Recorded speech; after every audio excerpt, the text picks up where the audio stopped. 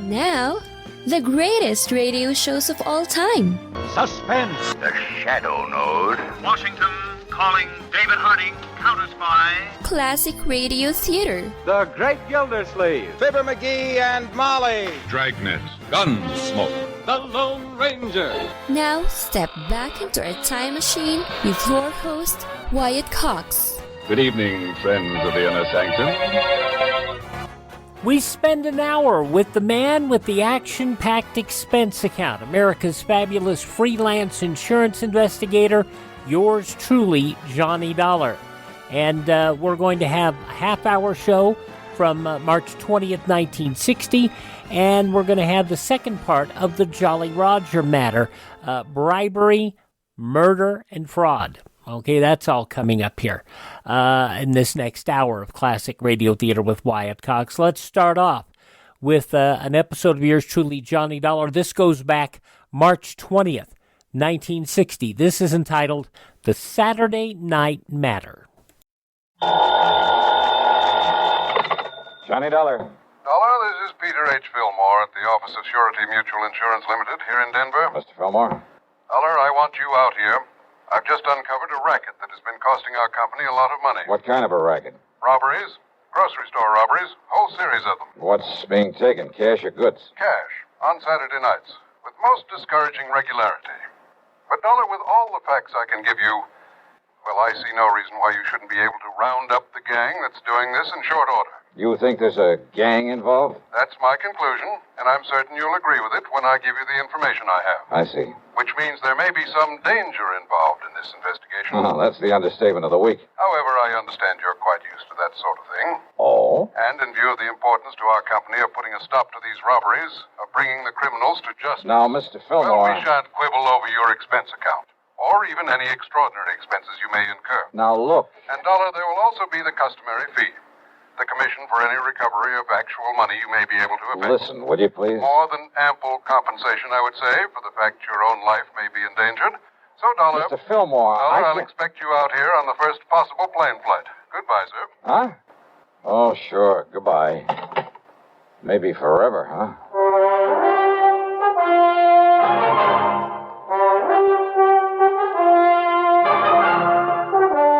CBS Radio brings you Bob Bailey in the exciting adventures of the man with the action-packed expense account, America's fabulous freelance insurance investigator. Yours truly, Johnny Dollar. And now, Act One of yours truly, Johnny Dollar.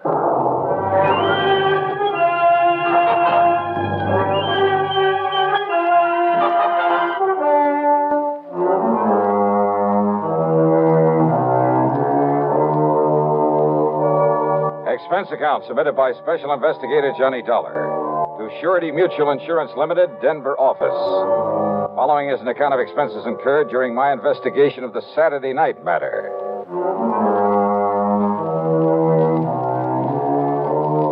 After including an extra box of 38 shells in my luggage, I spent item 1, $77, plane fare, Hartford to Denver, Colorado. Item 2 is $1.95 for a cab to the office of Surety Mutual and Mr. Peter H. Fillmore. Here in Denver? No, Dollar. All over the state. In a regular pattern. A pattern that has finally, today, enabled me to realize there's a connection between these robberies. Well, you better tell me all about it, Mr. Fillmore. Well, in the first place, you must understand that insurance against loss of actual cash, well, not many companies issue it. Without limit, that is. So I understand. However, since virtually all of our accounts are the commercial type, you understand what I mean by that? Yeah, I think so. Instead of individual life and home policies, endowments, that sort of thing. Exactly.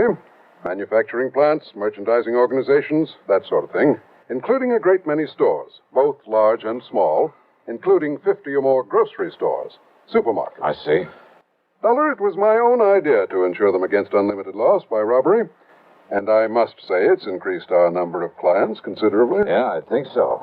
But don't the premiums for that kind of protection have to come pretty high? Oh, very high. As a result, the company has shown a very nice profit over the past couple of years. But, of course, if these robberies continue... Yeah, you say there's been a definite pattern to them. Yes. To begin with, Dollar, every one of them has occurred on a Saturday night. When the markets are likely to have more cash on hand than usual, huh? Exactly. How many robberies have there been? So far, 8. Well, that's about time you were catching up with them. Exactly. So, on with the pattern. The robbers have forced their way in at gunpoint, just as the owner, alone, was about to lock up and leave. In each case, there have been two of them, wearing nylon stockings over their faces by way of disguise. One of them, tall and husky, the other one, short and thin. That's about as much description as we've been able to learn from the store owners. And don't forget, Dollar, there's been no real coordination of police effort in these robberies. Because they've all occurred in different towns. Exactly. And that brings us to the important part of the pattern, which I only realized this morning. Whereupon I called you immediately. Well? The first was right here in Denver. The next in Pueblo, then Colorado Springs, Aurora, Lakewood, Englewood, Greeley. Last Saturday, a week ago tonight, the Casey Market over in Boulder was robbed. True to pattern. I'm afraid I don't quite see it. With Denver, the largest city in the state. Then Pueblo, the next largest. I'll take your word for it. Then Colorado Springs, next in size to Pueblo. Then Aurora. And so on down the line? Exactly, Dollar. Exactly. And the last robbery was in Boulder? Just a week ago. So there may be another one tonight. All right. If you know the population of the various towns in the state as well as you seem to, you ought to be able to tell me where they'll go next, whether it's tonight or next Saturday or whenever. That's just the trouble. What? Until I get the latest population figures, well, I don't know. It'll be either in Wheat Ridge, barely northwest of Denver here, or in Grand Junction. How far away is that? Some 260 miles. Oh, great. Now, the last figures I have show 18,014 in Wheat Ridge, 18,021 in Grand Junction. But that may have changed by now. And there's no way of checking? Not before tonight, when there may be another robbery. Yet somehow you must decide on one of those towns and be there to prevent it. I must decide. Of course. And I'm certain you realize how important your decision is. Oh, sure. Very well, then, Dollar. Which is it? Wheat Ridge or Grand Junction? Oh, come on, man. There isn't much time. Well, let me see if I have a quarter in my pocket. Yeah, here we are. I'm afraid I don't understand. Pretty important decision, huh? It certainly is. Okay, then. Heads, I go to Wheat Ridge. Tails, I go to Grand Junction. What? Can you think of a better way?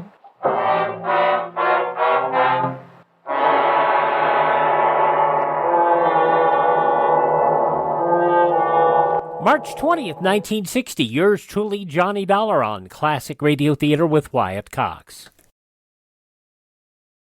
Thank you so much for tuning in to Classic Radio Theater with Wyatt Cox. Sunday, March 20th, 1960. Yours truly, Johnny Dollar, and the Saturday Night Matter. Hello, everyone. This is Robert Merrill. In the American Cancer Society's vast effort to control cancer, there is one aspect that interests me particularly. This is the fellowship program for outstanding young doctors. Here are men who have devoted years to preparing themselves for their profession, college, medical school, interning, and perhaps more time as resident physicians.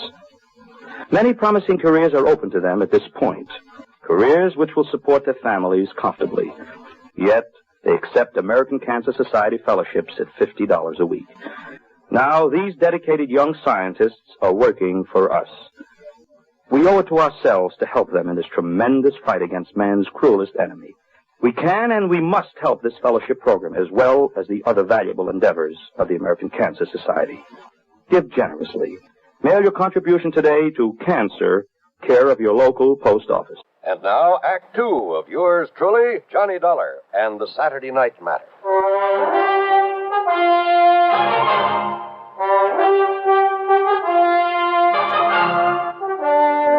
Now, Dollar, do you mean to say you think you can determine which city this gang of grocery store robbers will hit by the flip of a coin? This is ridiculous. I asked you, can you think of a better way?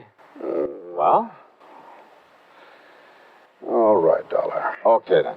But don't you see, if you go to Wheat Ridge, they strike in Grand Junction. Be kind of too bad, wouldn't it? Exactly. We'd have to pay off another big insurance claim. Perhaps thousands of dollars. And, Dollar, I'd hold you responsible. Me? Yes. Responsible for what, Mr. Fillmore? Huh? And I take it you're Johnny Dollar. Now, look here, Dollar, right? this is the most... Easy, PH. Oh, Dollar, this is Albert Berry, my assistant. How are you, Johnny? Well, Albert is the one who really built up this plan of mine for insuring the stores against loss of cash. I see. And if you want my opinion, PH, and I've said this before, we'd better stop issuing any more such policies right away. No. Cancel those that are outstanding. Give them a rebate and forget this whole thing. No, Albert. Admit that we're beaten by a bunch of crooks? You know I wouldn't. Yes, I know you wouldn't. But I still think you should. If we have to face any more of these losses... Let me worry about the losses. You just keep running up your nice big commissions on those policies and be glad you're getting them. No, sir. Well, what do you mean by that? I mean that I won't let you. PH. Well?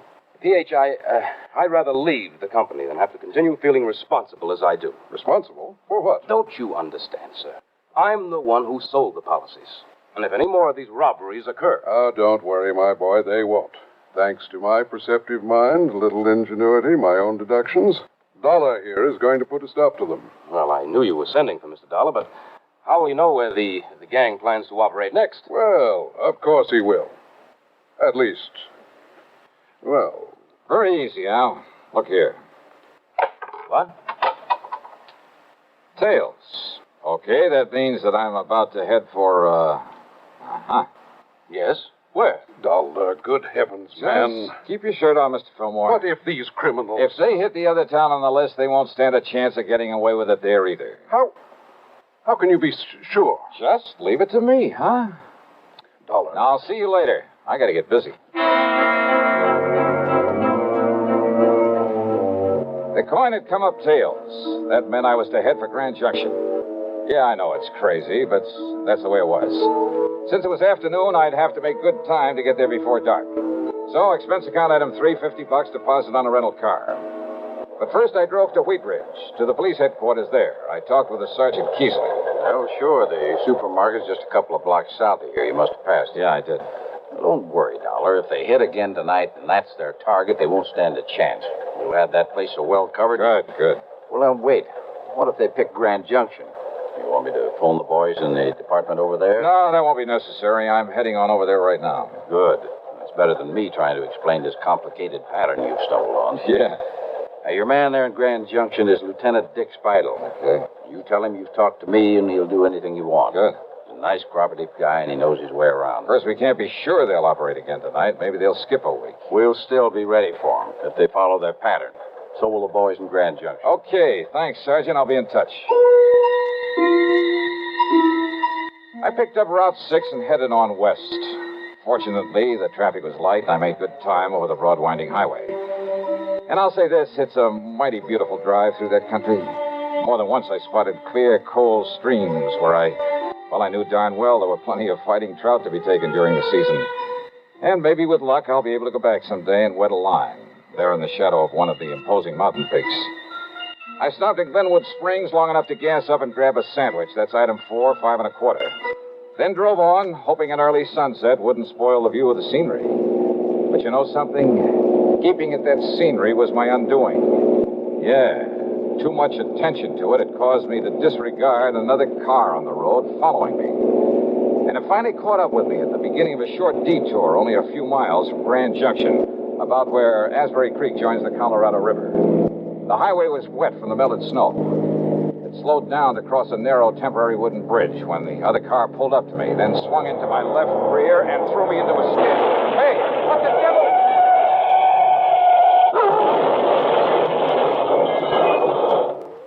Aunt Cora, I'd like you to meet my fiancé. I've heard so much about you from Harold, Aunt Cora. You're his favorite aunt. Suppose he also mentioned I was his richest aunt. Aunt Cora, please. Never mind. So you saved enough money to get married, have you, Harold? I've tried. I've tried. Not good enough. Ever think of saving money on your income taxes? Save money on income tax? That's right, Missy. Get some free IRS publications. Lots of money-saving ideas there, like income averaging if your income shoots up, tax credits, deducting some interest expenses. I had no idea. Of course you didn't. Well, no mind, you'll learn. I hope. Here, take this envelope. A little something from your Aunt Cora to get you two started. Aunt Cora, you really didn't. Publications from the IRS. Money-saving ideas. Use the order form in your tax package for more money-saving IRS publications. They're free. But... no need to thank me. After all, what are relatives for? A message from the IRS.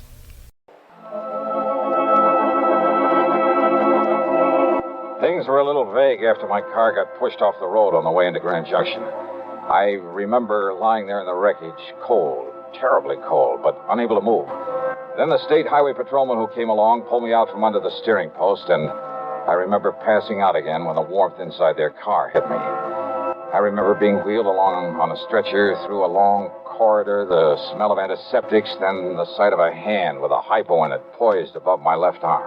Nothing but shock, I'm certain of it. This will help him to sleep, and in a few hours he should After that, a soft, warm, comforting darkness. Oblivion.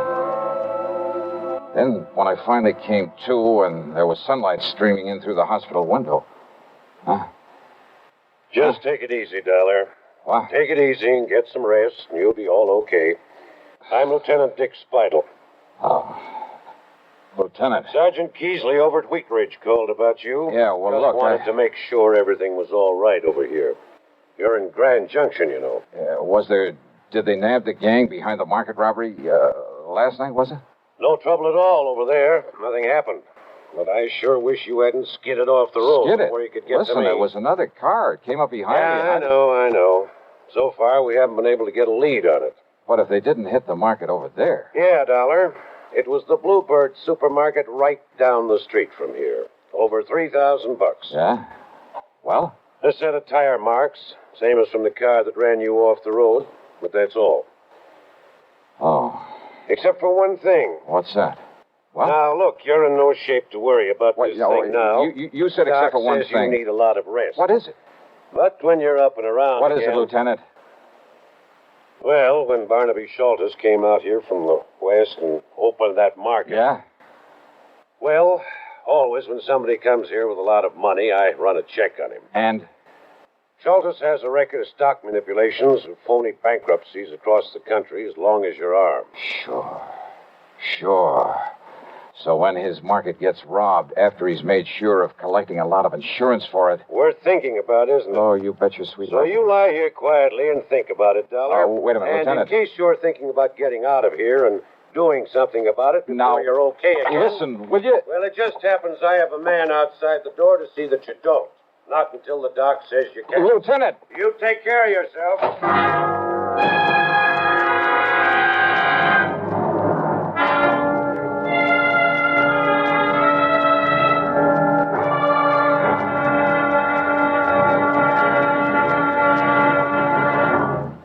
Have you ever wondered what people abroad think of us? Many of them don't have a very high opinion of our country or our way of life. It's not because of anything we've done or haven't done. It's what they think we have or haven't done. Unfortunately, those thoughts were planted in their minds by books and other literature distributed in both free and Iron Curtain countries by the communists. This material has been deliberately slanted to create false impressions of America and Americans. But the people who read them are hungry for the truth. Somewhere on your bookshelves or in your attic, you must have books you're through with. By contributing them to Books from America, you can help send the truth about America to readers and students abroad. Particularly helpful are good standard American novels, up-to-date histories and geographies, as well as English grammars. If they're in good condition, with hard covers, pack them up and send them to Books from America, Box 1960, Washington 13, D.C. That address again is Books from America, Box 1960, Washington 13, D.C.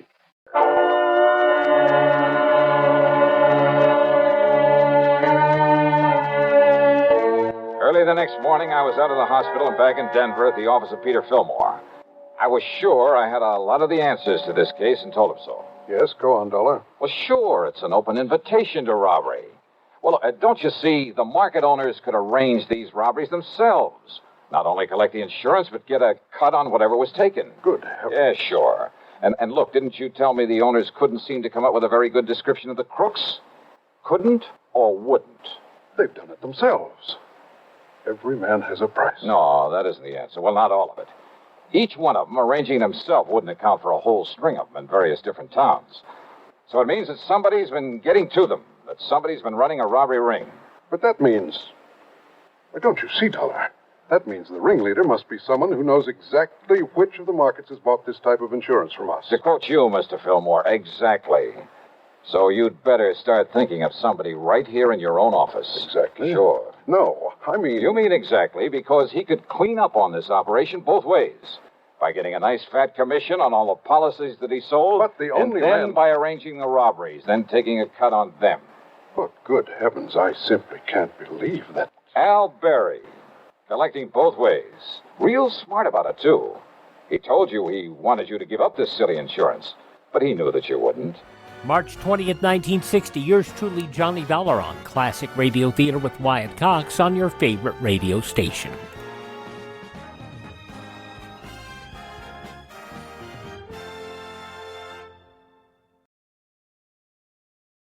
Just when you thought it couldn't get any better, Mike Lindell and MyPillow launching the MyPillow 2.0. Now, when Mike invented MyPillow, it had everything you could want in a pillow. Now, nearly 20 years later, he's discovered a new technology that makes MyPillow even better. Of course, the patented adjustable fill of the original MyPillow, but now with brand new fabric with a temperature-regulating thread, it's the softest, smoothest, and coolest pillow you'll ever own. Say goodbye to tossing and turning and flipping your pillow over in the middle of the night. And more great news on the MyPillow 2.0 buy one, get one free offer with my promo code Wyatt. MyPillow 2.0 is 100% made in the USA, 10-year warranty, 60-day money-back guarantee. Go to MyPillow.com, click on the radio podcast square to receive the MyPillow 2.0 buy one, get one free offer. Use my promo code Wyatt or call 1-800-928-4715.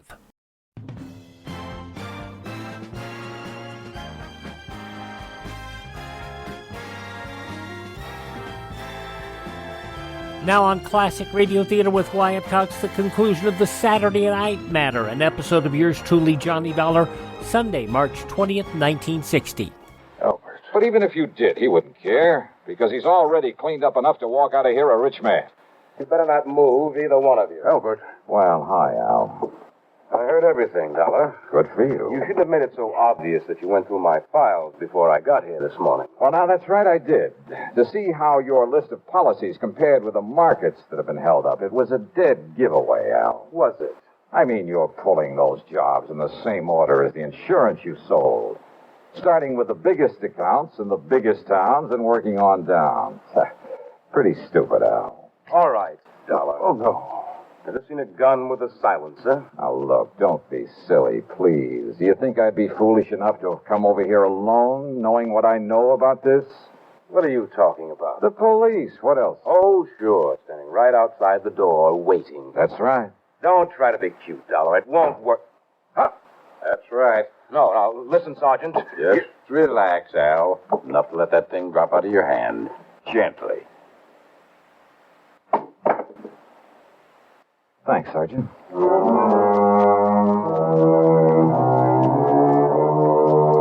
Sure. In the hope it might make things easier for him, Al produced the punks who'd been working with him, who'd actually pulled the jobs. And then he came up with most of the dough for the robberies. But you know something? I doubt if it'll do him any good, nor the store owners who'd played along with him. Expense account total, including hospital bill and the ride back to Hartford, $30101. And I'll leave the car that was wrecked to you. Yours truly, Johnny Dollar.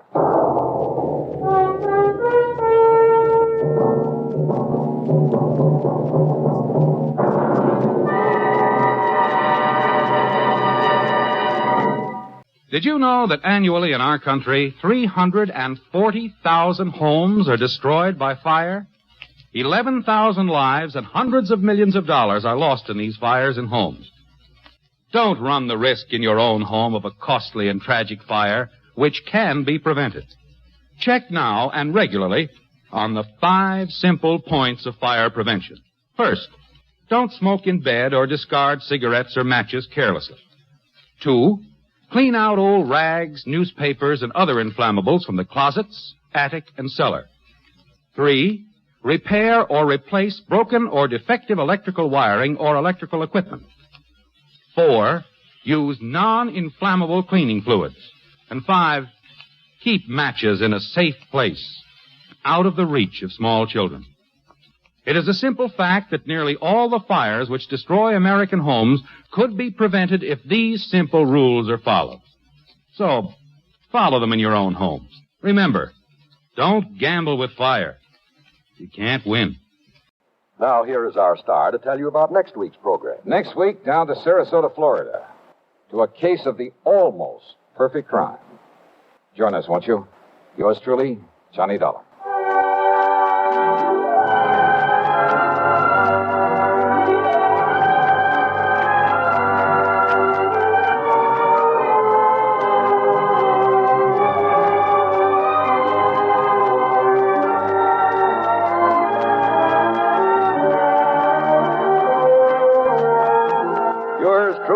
Johnny Dollar, starring Bob Bailey, originates in Hollywood and is written, produced, and directed by Jack Johnstone. Heard in our cast were Bartlett Robinson, James McCallion, Forrest Lewis, and Russell Thorson. Be sure to join us next week, same time and station, for another exciting story of yours truly, Johnny Dollar.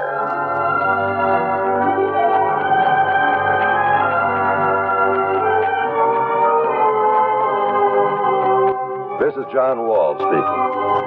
This is the CBS Radio Network. By the way, the public service announcements, I inserted those to remove them to the cigarette commercials and the constipation commercials, because I don't think we care about regularity. March 20th, 1960, yours truly, Johnny Dollar on Classic Radio Theater with Wyatt Cox, will have an episode from 4 years earlier next. Now we go from Sunday, March 20th, 1960 to Tuesday, March 20th, 1956. Part 2 of the 5-part yours truly Johnny Dollar story, the Jolly Roger fraud matter. And bribery, murder, it's all the same in this one. From Hollywood, it's time now for Johnny Dollar. Johnny, this is Jan. Yes, Jan. A minute ago, after you left me here at my apartment, I got a phone call. Yeah? A threat. If I help you on this case, there'll be another accident. Huh? Like the one that happened to Bert. Fatal. To me. Jan. To you. Oh, Johnny, I'm afraid. Stay right where you are. I'm on my way over.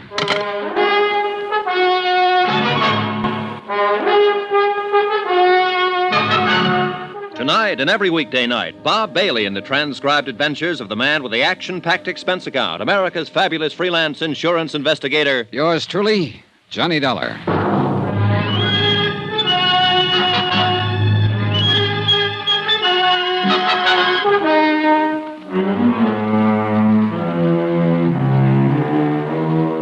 Expense account submitted by Special Investigator Johnny Dollar. To the Universal Adjustment Bureau, attention Patrick McCracken.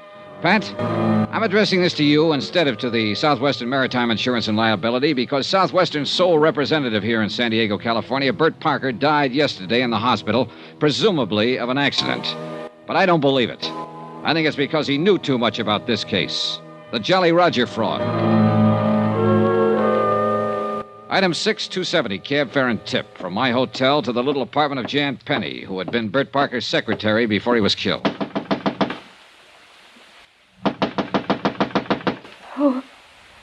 Who is it? Johnny Dollar, you all right?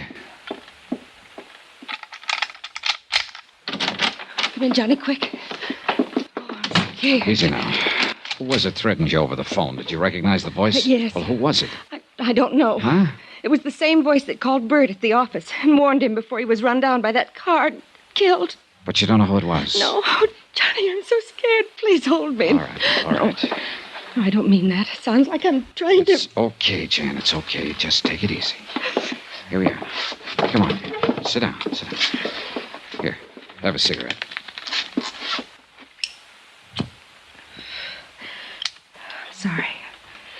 I'm sorry, Johnny. I guess it's just been too much for a gal. Yeah, sure. I don't doubt it. I thought when I bought you a few drinks tonight, you'd be able to come back here and sleep and forget what's happened. Forget about Bert being killed. It's because he held up the claim on the Jolly Roger. Because he sent for you. That's why they're threatening you, too. Oh, Johnny, be careful. And you have no idea who they is? Of course I do. The same idea you have. The man who owned the Jolly Roger before she burned and sank. Paulus Zanegian. Just how much do you know about Zanegian? Only what Bert told me. He was an international crook, gun runner, spy, shipping magnate, international troublemaker. Yeah, and just about as welcome in any decent country of this world as the plague. Bert didn't want to insure the Jolly Roger. Certainly an appropriate name, all right. If ever there was an international pirate.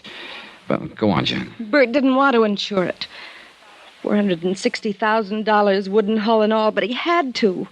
Southwestern is a small company, Johnny, and the premium, 2 years premium in advance, was too much to turn down. So that was the clincher. Yes. And Bert needed it so much. But then it burned and sank. Yes. When they submitted the claim, Zanegian himself. Oh? Yes, Johnny, it was Paulus Zanegian himself who bought the policy, and he made the claim. Demanded immediate payment. But when Bert decided to hold up until you could come out here and investigate it. The warnings and the so-called accident that killed him. Yes. Now they're warning me. You. Oh, Johnny, why don't you give this up? Where's Zanegian now?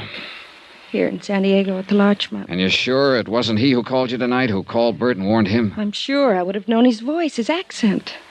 But, Johnny, I'm frightened. All right, now look. Go on in there into your bedroom and sleep. No, Take a sleeping pill, whatever you like, but get some sleep. Look, there's nothing we can do tonight, and there'll be plenty for us to do tomorrow. But after that phone call, I'll stay right here on the sofa. And look, I've got this. Have you any kind of a gun? No, Johnny. Well, now go on in there, lock your windows, close the drapes, and get some sleep. That's orders. All right. Good night, Johnny.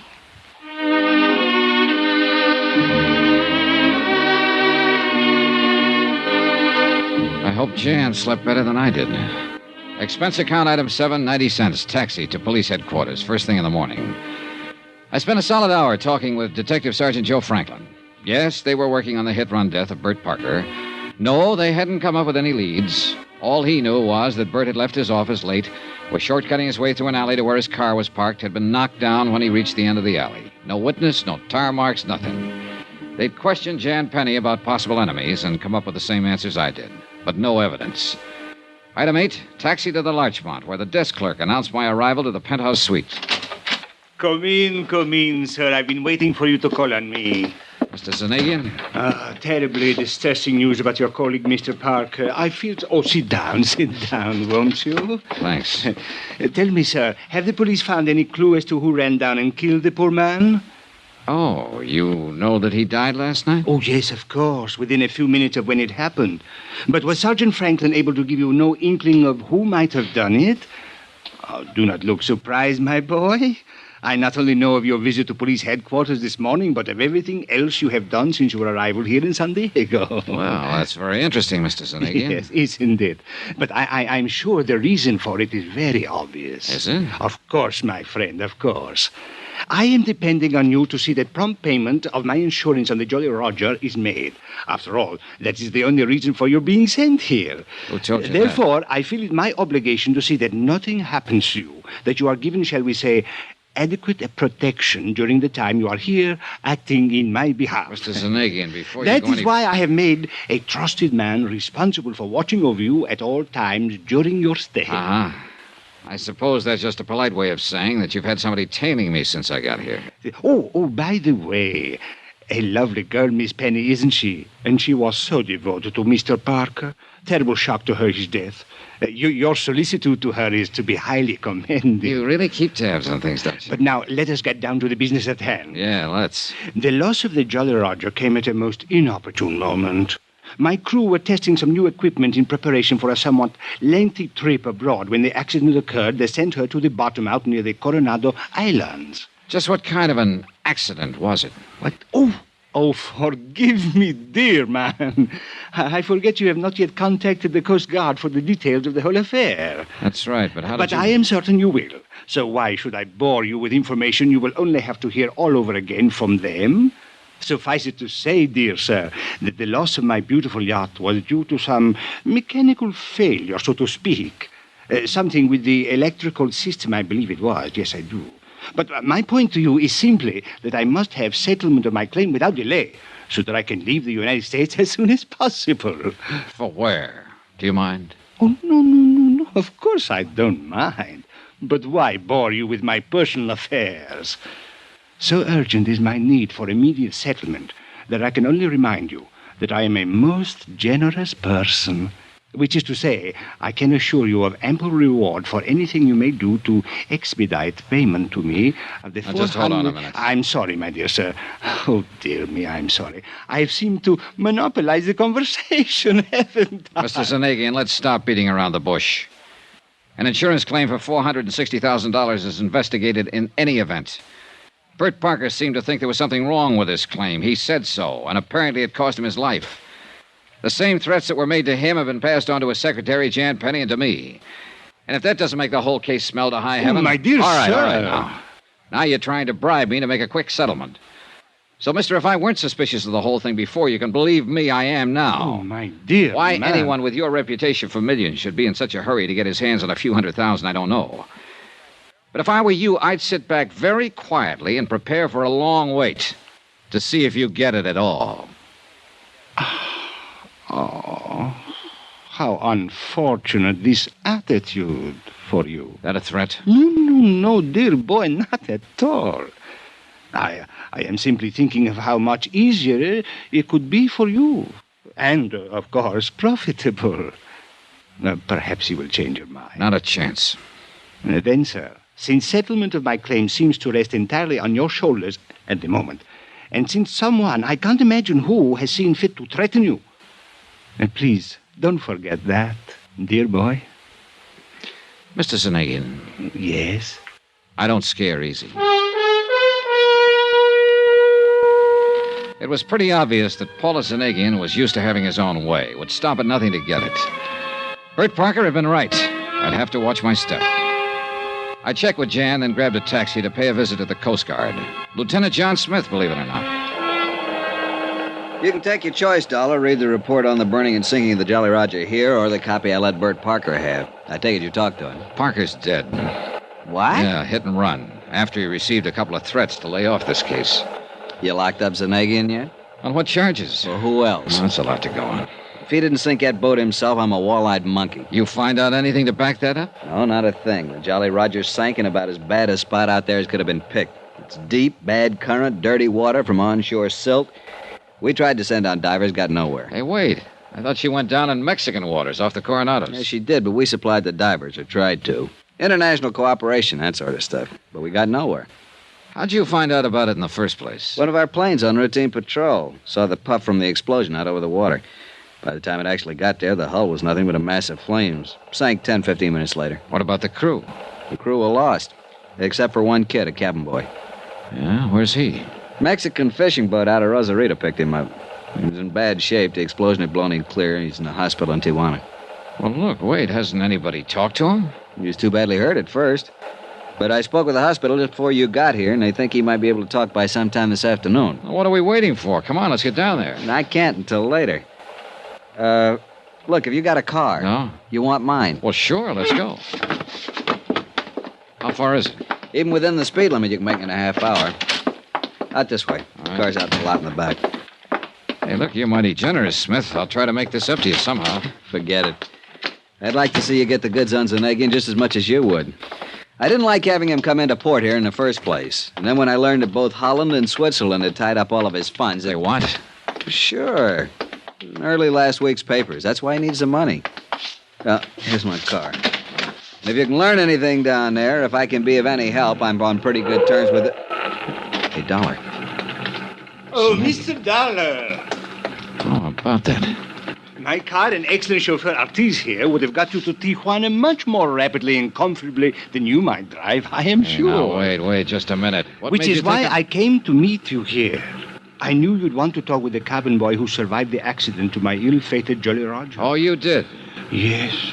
However, I fear it is too late. What do you mean? As I was leaving my hotel, I heard from one of my, shall we say, associates. He informed me that he had just learned from one of his, shall we say, contacts in Tijuana. Well? Alas, the poor cabin boy died only a few minutes ago. Pity, sir, isn't it?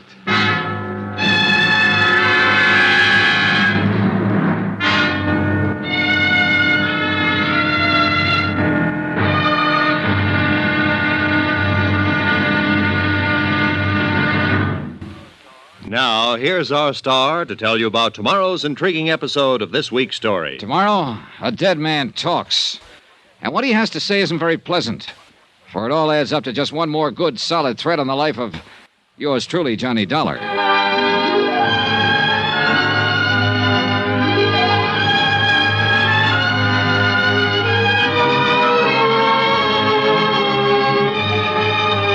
Yours truly, Johnny Dollar, starring Bob Bailey, is transcribed in Hollywood. It is produced and directed by Jack Johnstone, who also wrote tonight's story.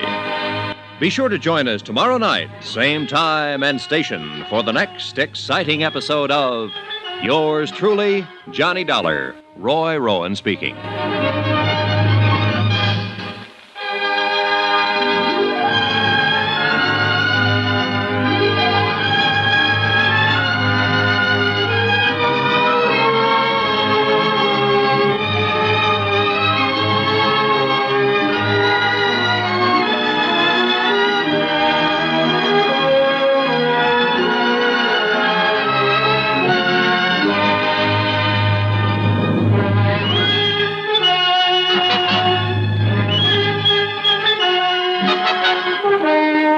It's a pity how a lot of people connected with this case just happened to die.